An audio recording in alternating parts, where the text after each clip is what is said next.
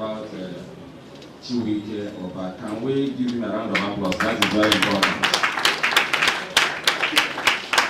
We took time to give Amaka a minute silence. I think we should give Chiwuike a more resounding round of applause. If you have learned anything today, I think we should do better. I want to also state clearly that I regret that Your Excellency has left for the singular reason that since I'm going to speak from the human rights perspective, I would have wished that he was here, so that as a political player, he will learn a few lessons. But I hope that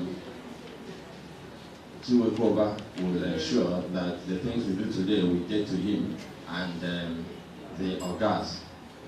His Excellency said there are still orgas from Delta State. So some of the ideas we share today will get to affect ordinary people. Can I have the slide? I think my job is simple. The doctors have spoken and they have done very well. Can we appreciate them? If you have learned anything about asthma, anything new? I learned every day. I learned a whole lot today. I learned about the bottle. I learned so much that I in fact, if not for the fact that it's dangerous to do quackery, I was almost considering becoming an asthma doctor. I'm not going to talk about asthma in terms of the medical point of view. I'm going to try to just bring it down to issues that concern and affect all of us, that will lead to ensuring that it doesn't happen to anyone again, that we get to a stage where someone will lose their life or even live abnormally because of asthma. I'm going to speak today on a simple subject: together we can defeat asthma, our rights to quality health care. That's where the human rights comes in, and this put together by Amaka Chiwuike-Uba Foundation. And for some of you who didn't get a good look at the beautiful woman called Amaka, for whose memory we are gathered today, I want you to take a good look, so you see what we lost to asthma. So as I proceed, maybe taking a good look at her will help all of us commit ourselves afresh to ensuring that not one single person will live an abnormal life or be lost to this. Now, the question you must have in mind, which I was asked, are two radio stations. We discussed asthma at GFM, and then we discussed asthma at Solid FM.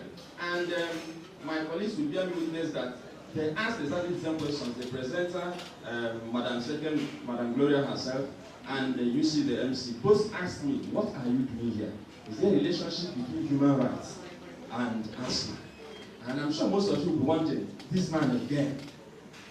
And I decided to ask them question here. So what's my business with asthma?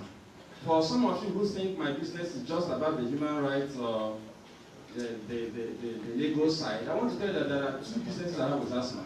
One is the fact that a lot of issues that have been raised here are human rights issues. The fact that certain things are not going the way they ought to go have been minimalized. They have been talked about casually.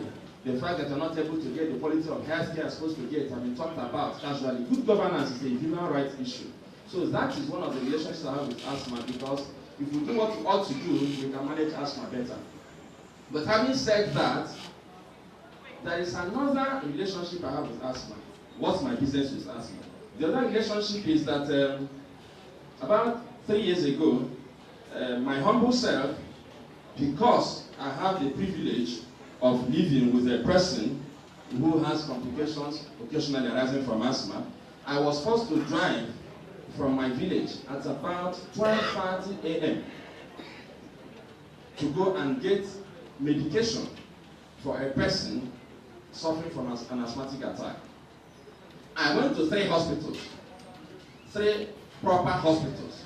They opened the doors and announced to me that there were no medications for asthma, not even an inhaler. And I went straight to the pharmacy. And I asked the pharmacist, can I get an inhaler or nebulous for the nebulizer? And she said, there's no inhaler.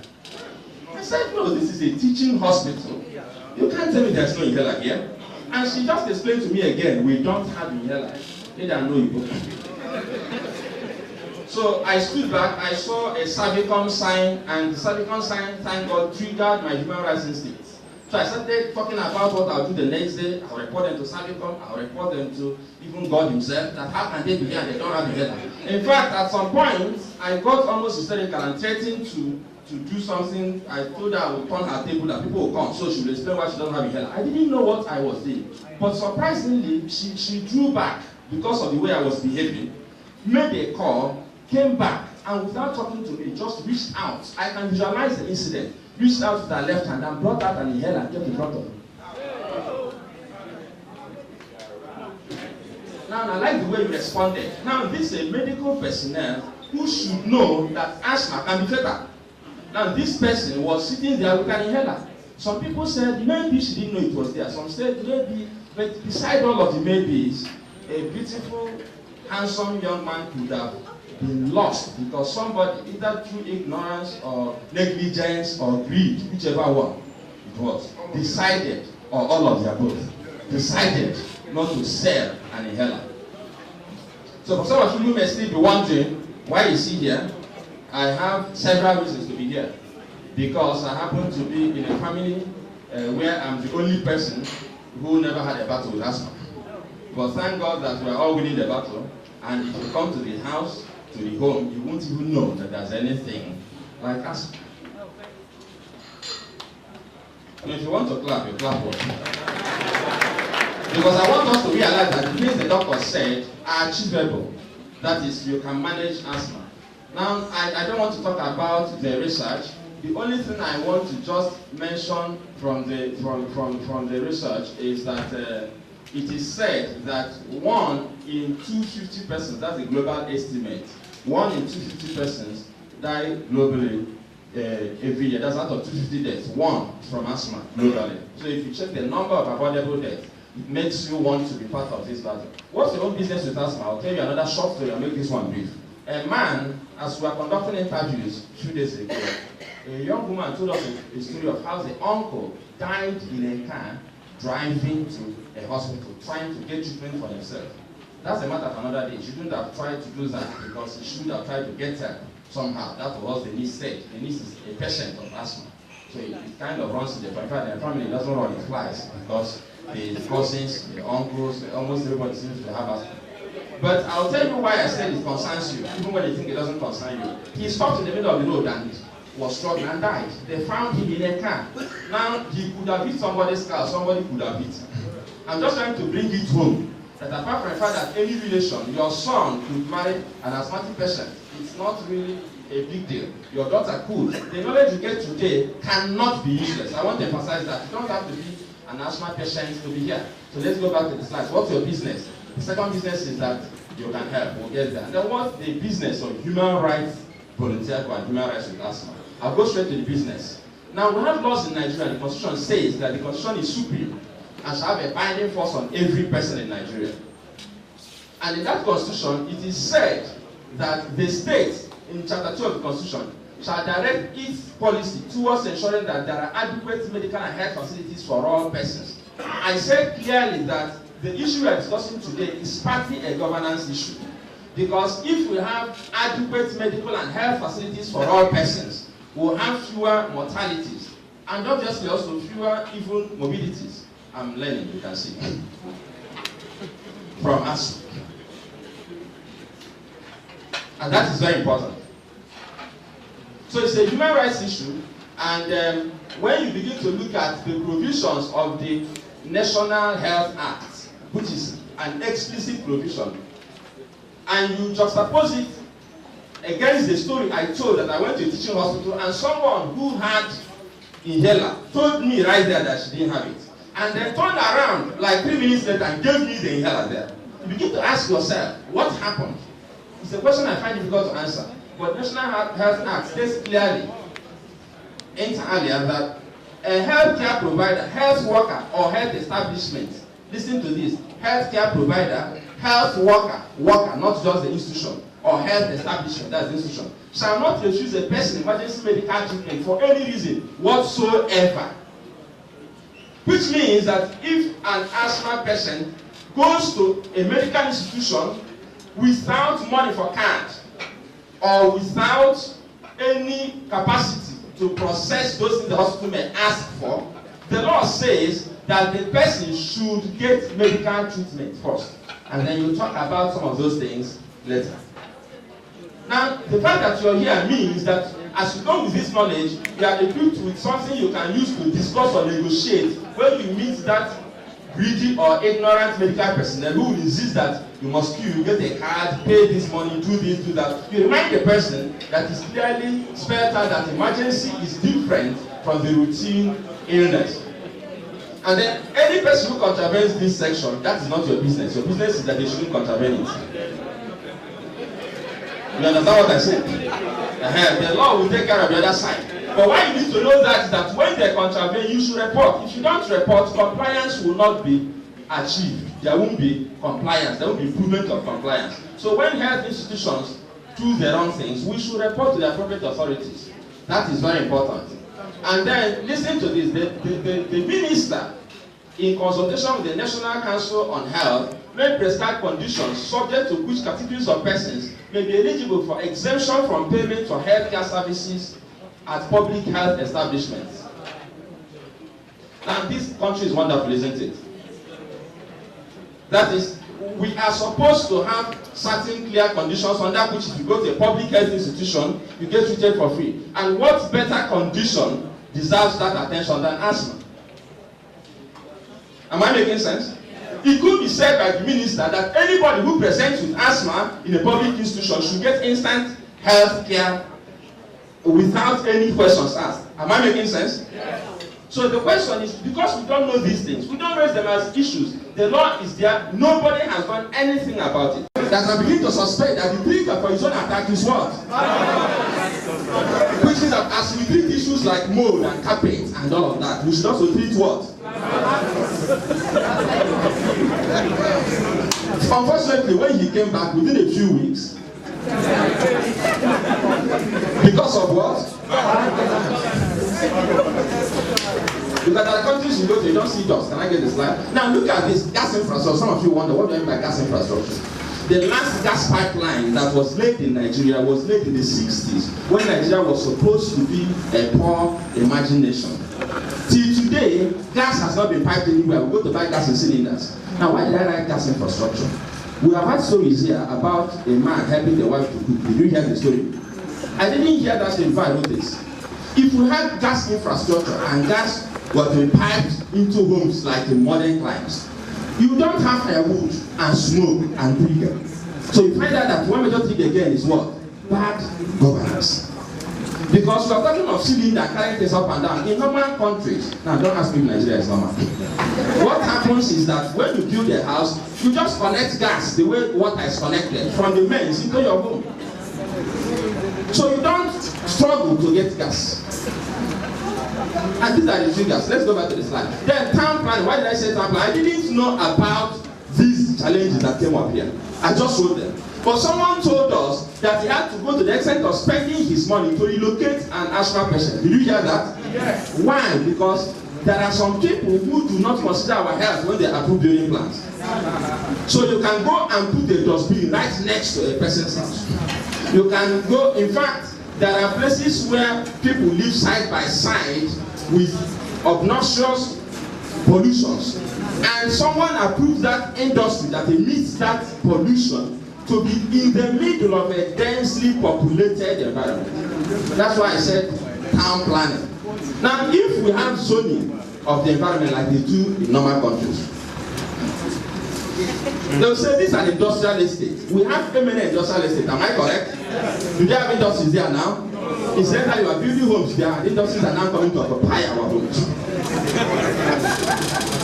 So these are issues we have to begin to think about, both as political players and as individuals who have to hold the government accountable to provide us these things. And then the last is vehicle inspection and pollution. Sometimes you have the misfortune of driving behind a truck that literally uses a black veil to cover your head. It doesn't only cover your sight, it makes it impossible for you to breathe.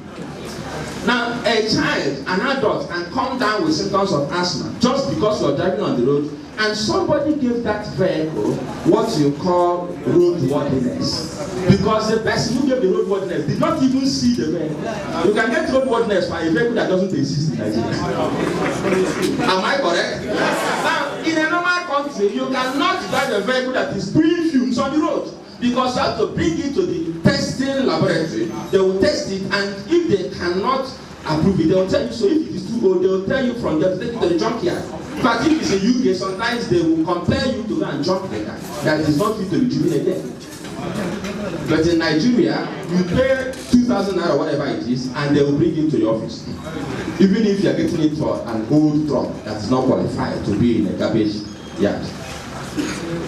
So there are so many other issues that government regulation can resolve. Which means that we must learn as we fight this battle to take it beyond the things we can do in our homes. Let me give you this short example. No matter how much you fix your kitchen, even if you put a fume extract in your kitchen, what if there's an industry that generates fumes right next to your house? Are you going to shut it down? When the man has more money to give bribe to the appropriate authority. So these are things we must join hands to begin to put pressure on the authorities to see that it doesn't happen anymore. Can we get back to the slide? And then, what are the other things we can do? Every medical institution must have medication for asthma. It is noteworthy that in Enugu, a major city, we conducted a survey yesterday. We went to 6 carefully selected big pharmacies. Out of the 6 carefully selected pharmacies, only 3 of them had nebulizers for nebulizers. That's a simple drug that every pharmacy should have. That's the nebulizers that we put in the nebulizer. Just 3. Out of the, we selected the 6 biggest in our opinion. And none of them had a space, and not one. In Enugu. Which means that the business is driven purely by profit. So the idea is that if people don't come here every week to buy space, why should I stop space? So if you're a pharmacist and you're here, take this message back to the Pharmaceutical Society of Nigeria, PSN. They should go beyond selling things because people buy them every day. Someone reported that she bought an expired Nebu at a major pharmacy in Enugu because they forgot it had expired. And after that purchase, the pharmacy refused to stock Nebus anymore. They felt people don't buy it, so it will expire me. And that's the big problem. Because the person now dashes the pharmacy with hope, and then we don't have it. We go to the next one, we don't, and the time is ticking for the patient. We don't have it. We don't have it. We don't have it. Let's go back to this one. So medical institutions and establishments must have the doors, both hospitals and pharmacies. Selected pharmacies must be open at all times, including overnight. They can lock their door and dispense. In Francophone countries, it is a rule that the selected pharmacies must be open in certain neighborhoods. That is, you can have access to drugs in Francophone countries 24 hours. Why not in Nigeria? Why not in Nigeria? Because they'll tell you, you know the question they ask you, you know they are our brothers, how much will we sell? Hello? No, how much will we do what? Sir, we're not saying open the door. You can have a pigeonhole. You can do something. The person says, I want asthma and the boost. You just put it in that hole, take the money, put it in that one. The important thing is that they are doing it elsewhere. We can do it here. The driving issue here is economy. Money, money, money. How much, if I stay awake overnight, I will sell only 2,000 naira worth of drugs. Then what if a life is lost because you're not awake overnight? Is there a price for a life? Yes or no? And these are questions we don't want to answer. Let's go to the next. And then ambulance services must become rare. Nigeria is the only country where we buy ambulances and we pack them in a compound and lock them with a key. Nigeria is the only country where the only ambulances that are functional follow only one person, the governor. So only a governor deserves ambulance service in Nigeria. The rest of us do not deserve ambulance services. We should be able to take emergency health services to an asthma patient who is in distress to the location. The person may not have a car to come out. That's the meaning of ambulance. Ambulance is not a bus. In Nigeria, ambulance is a bus that women used to go to market, and then people used to carry dead bodies. The ambulance is not for carrying dead bodies, for carrying living people so that they don't die. These are human rights issues. They are not a laughing matter. Because in several states in Nigeria, we have ambulances packed in compounds and locked up carefully. And as the cars are parked there, they are losing value, they are depreciating. After some time, they will literally rot away. Because nobody has value for life around here. These are things we must begin to correct as we hold leaders accountable. Uncle said we have more value for money. And then we must have an emergency fund that will enable asthma patients to access treatment in the event we still don't have the free treatment. That is very critical. Let's go back to the slide. And we must get awareness through schools, through faith-based organizations. This is critical. The fastest way to spread information in Nigeria is through the church. Because everybody goes to church. Well, most people go to church. Those who don't go to church, the church will catch them on television or radio. So we have our FBOs, faith-based organizations, we have the community-based organizations, we have the schools. If we can really start this campaign, imagine what we learned today. Imagine if what we learned today is disseminated publicly somehow. You don't have to do everything. Just take that one. Set centers up. Partner with ACOF. Do it so well that even if at the national level they say there's one senator that is fighting us. But this wheelbarrow business, everybody's business, everybody's making wheelbarrow. Before it was Okada, you see 300 motorcycles. Everybody started selling motorcycles in Anambra State. Importers of grinding machine, my brother.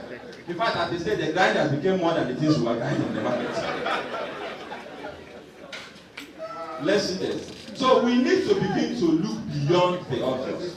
It is important while we enjoy the things we are discussing. I think we should take this thing seriously. If your senator, your House of Reps, a member representing you, the House Assemblyman begins to buy exercise books and wheelbarrows, tell the man that you have gone beyond that stage.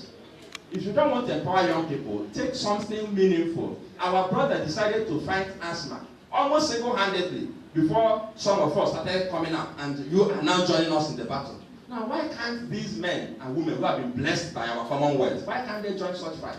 If not for asthma, for some other thing. So we should begin to tell them. That's when they call us to be dancing and clapping in the village. Somebody will ask him, Oga, they have given us too many wheelbarrows. The wheelbarrows are more than the people buying in the market now. Can you do something else? People should tell them these things publicly. Write them in papers. Talk about them on WhatsApp. So they'll do more meaningful things with their resources. The question is, how do we do these things? I don't want to bore you with too many details, but I just want to tell you in not too many words that if we can give our skills, our time, our money, and our ideas to Amaka Chiwuike-Uba Foundation, then we have done everything we can do. Our money, our time, our skills, and our ideas can do everything. That's everything that doctors have said before, everything I've said now. We just need to deploy our ideas, our money, our skills, and most importantly, our time. What can ideas do? I'll speak on ideas for 2 minutes. I can see Doc is waiting to pursue me from this place. Ideas actually rule the world. The fact that we are here was initiated by an idea in the mind of this great man to immortalize the wife and use something that should have been a disaster to become a saving grace for other persons. That won't happen. An idea is a seed that you cannot estimate how much it can accomplish. Let me give you an example of how ideas work. Somebody said here casually, the doctor was speaking, said here casually, that we can even disseminate information concerning asthma on WhatsApp or social media. He said it casually. He sowed a seed in my mind. And what happened, sir? I just noted on my paper, ACOF Asthma Support Group. All you have to do is to go to 3-4 media houses, announce it in churches. If you know anybody who has asthma, or you want to get information on asthma, follow this number on WhatsApp, follow this place on Facebook. But if you have asthma yourself, join Asthma Support Group. And then how does time come in? This is an idea. Just presented casually by our resource person. He kicked a boy. He didn't know that somebody kicked it. I told him. Now, it needs skill to actualize that idea. Skill to project it on the social media platform. Skill to do a lot of other things. But most importantly, it needs time, which is a very valuable resource. Now, why is it a novel idea? The doctor didn't know what he was saying fully when he said it. I challenged him. I said, imagine if you have 2 doctors, one pediatric pulmonologist. When you want to pronounce this, you have to hold your breath. Pediatric what? Pulmonologist. Good. Imagine if we have one respiratory specialist and one pediatric pulmonologist on that team. Now what it means is that every asthma patient that is in that chat group automatically has expert advice. What it will take mainly is their time. And your life is actually your time, because we call it lifetime. So I just wanted to illustrate how these things I talked about can come to play. Your money, your time, your skill, but most importantly, all your resources put together. If we join all of them, we can stop asthma. I just want to tell you one more thing. Everything that is under the ground, everything that is in the air, everything that is in the oceans, everything that you have does not compare with that which you have inside you. Inside all of us is resident a power that if we bring out, we can defeat asthma. And my challenge today, my exhortation is that we will bring out that strength, the idea, the skill, the money, the other resources, the time that God has greatly and generously given us. When we bring out these things and join hands, we will say never again shall one Nigerian, one African, or any other person in the world die of asthma. Thank you very much.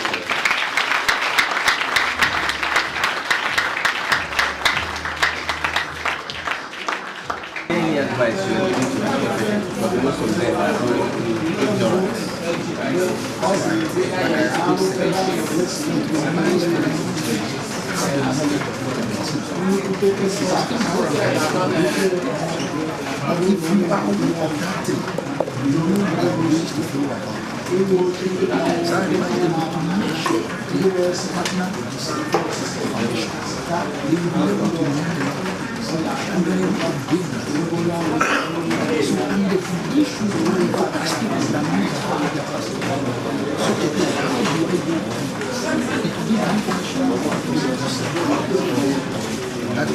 Thank you. Please, before you go, I want you to shout Papa Ifi Entertainment together.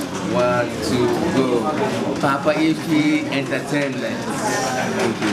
Yes, good afternoon. Good afternoon. Your name, sir? I'm Pastor Divine. All right. And we know you're here for Amaka Chiwuike-Uba Foundation to do with asthma patients. So how far have you really gone through the lectures and things you've learned today? Are you telling us what you've learned and things you observed? Wow, it's very inspiring and very educating because I came to understand that from what they shared there, that not knowing what is wrong with you is more dangerous than what is wrong with you. Wow. So the knowledge I've acquired from the training and everything that happened here today is so inspiring. So I'm so happy that I came around. Wow. Yeah. No, I want to also know the advice you have for asthma patients, because we understand that most of them go through what they're going through because of ignorance. My advice for those people that have asthma is that your case is not different. For the fact you have it doesn't mean that you can't live with it and survive with it. All you just need to do is to know the necessary things you need to know and what to do, because it's a lot of people have these issues, but it's how you manage it that determines whether you're going to live long or you're going to die young. So that the fact you have asthma doesn't mean that you're destined to die or whatever. You can still survive with it and live long. Just know that you're supposed to know and take your drugs and go for trainings like this. Darren Zokoye, he has donated 50,000 naira to this cause. Please, another round of applause. Well grateful.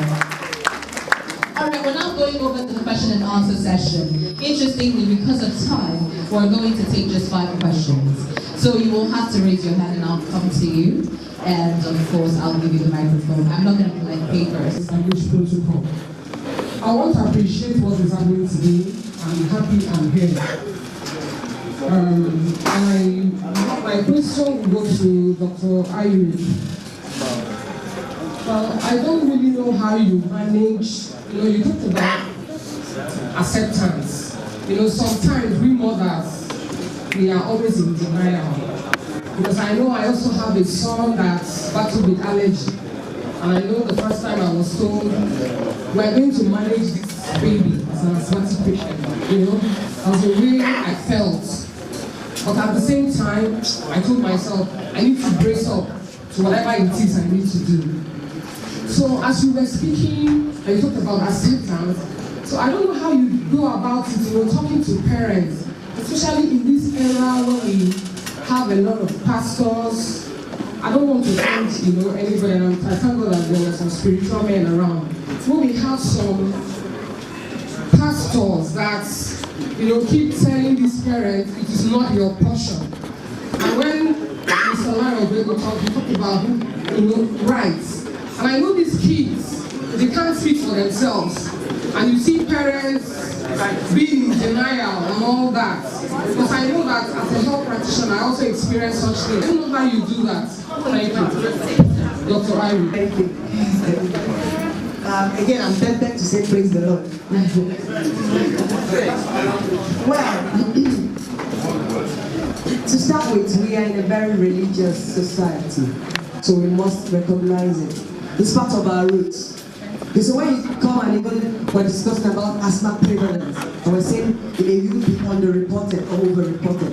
The unreported part, recently we just conducted a surveillance in Enugu. We're looking at asthma prevalence.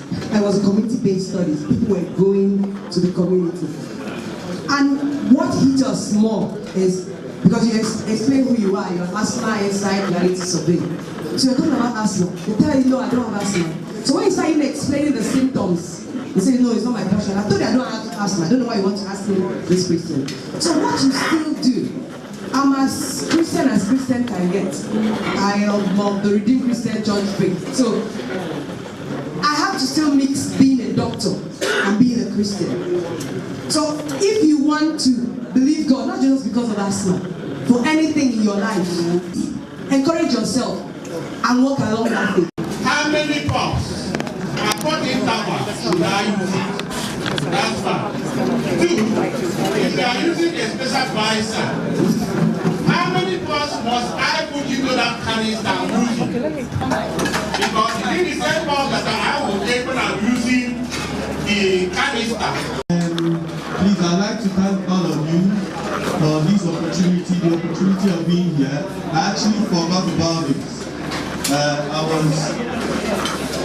I was reminded a bit late, around 11 by my wife, so I had to drive as fast as I could from Isuka to come here. And I'd like to thank, for example, Gloria, because it was while I was going to play football, usually at the staff club at the University in Isuka, we play football at the street times to stay healthy. And I remember that my son is a very active person. He's about 3 years. I know he's usually very active. Unfortunately, he has asthma. My wife keeps denying it. She says you shouldn't call it asthma. It's allergy, bronchitis and everything. So I spoke with my doctor there at the medical center. We believe it's asthma. She said go and confirm, which I want to actually do. Maybe that's an opportunity. One of the things that I feel and I have planned here is I'm going to have to bring him to UNTH and probably will have to do a thorough test. That is to see, hope that you are good. That's a hope I'm hoping. But my sister has it, and my father-in-law is allergic to cold, and my wife's sister has this cold. I know, like you said, it's genetic. Therefore, we have to manage it.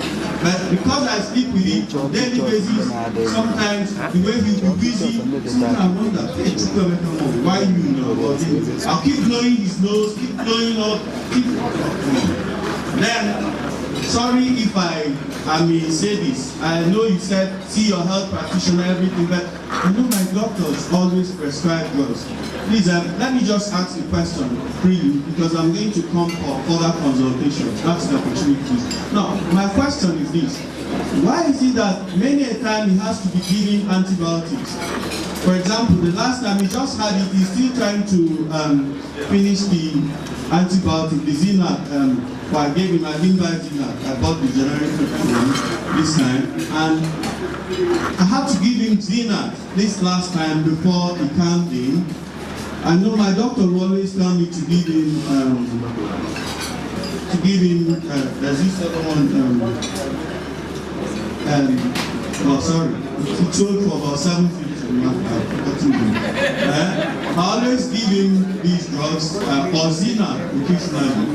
Yes, and so Zinat is 2,000. So why do I have to give him these antibiotics? Because I teach microbiology at the university. I don't like being in it, especially children, knowing how I don't like these antibiotics. So I like to know why is it that most times when he suffers these, he's usually giving antibiotics. That's one. And then the second question is, I heard it was on Dream FM also, some person was saying that back then there used to be this desensitization program that back in the day when the colonial masters, I don't know when he said, but he said something about that previously they would identify the particular allergens or whatever the person, the triggers, and carry out a process of desensitization so that the person is no longer, whatever, the trigger does not affect the person over time. So, well, these are two short questions I'll follow up. But I'd like to also please permit me to thank the organizers of this for turning pain into gain, turning a big obstacle in their life into an opportunity for all of us. So we are so happy and thank you. And please, I like what you people did, yes, whatever penny give, but I know we can all do more. Okay, so please let's all turn this into what? An opportunity for all of us. Thank you. It looks like the doctors that were seeing your child thought that he had some respiratory tract infection. Ordinarily, we do not manage asthma with antibiotics. Ordinarily. But if for any reason the person has some chest infection, that we do. But it calls for, like you said, you are going to bring the child for proper review so that there will be a definitive management. The other one is the role of desensitization, if I understand you very well. The problem here is that now we're not talking of just a single allergen. There are multiple allergens, and many a times for each person you have multiple agents. So which one will you start and where will you stop? You understand it? And the profile keeps changing. Somebody who used to be allergic to just this today, tomorrow might just become allergic to another substance. So but what we have learned over the years, if you are here when I presented that, now the background effects of all these allergens to the airway is that they will lead to what we call inflammation.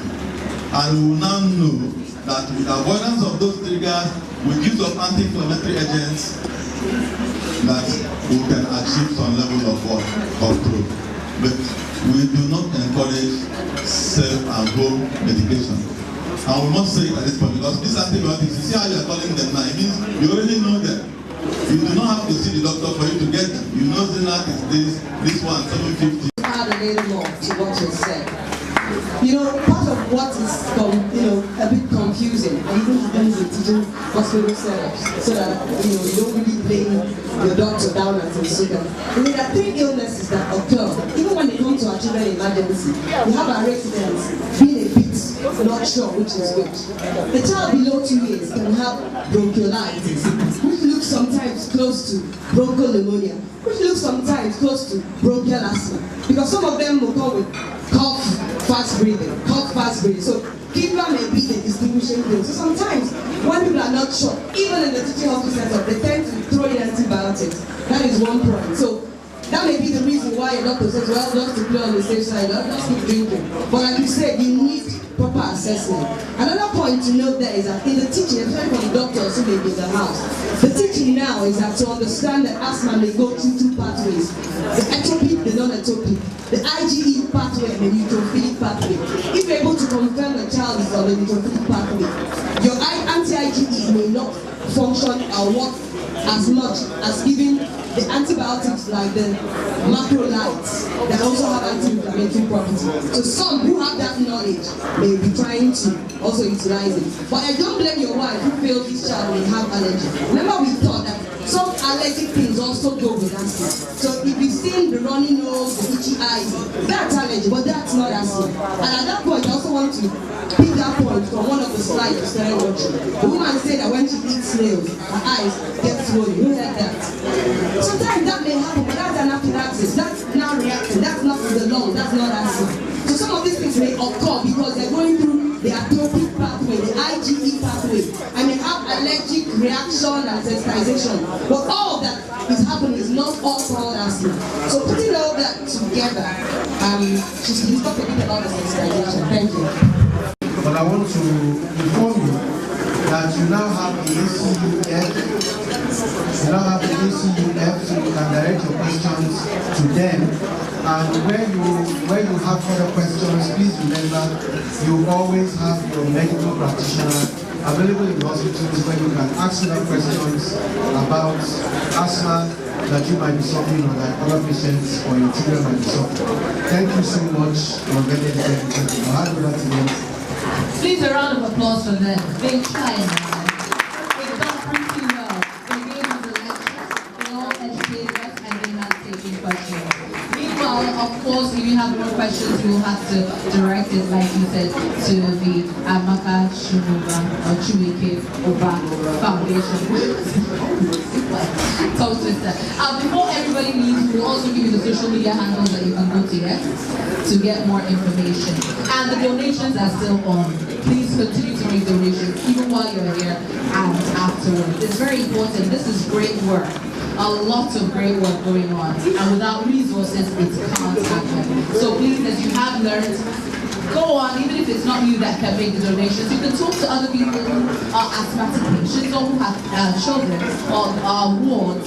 Anybody, family member who's asthmatic, they can get a lot of information from this foundation. That's why we are here for starters.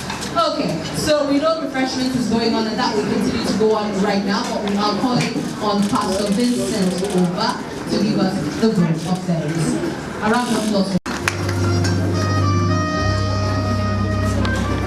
Thank you so much. In my own case, I am not tempted to say praise the Lord. That's my job. So praise the Lord. That's the job I do. So it's not a matter of temptation. I'm a professional in that. And that's what keeps food on my table. Praise the Lord. So I stand on the existing protocol to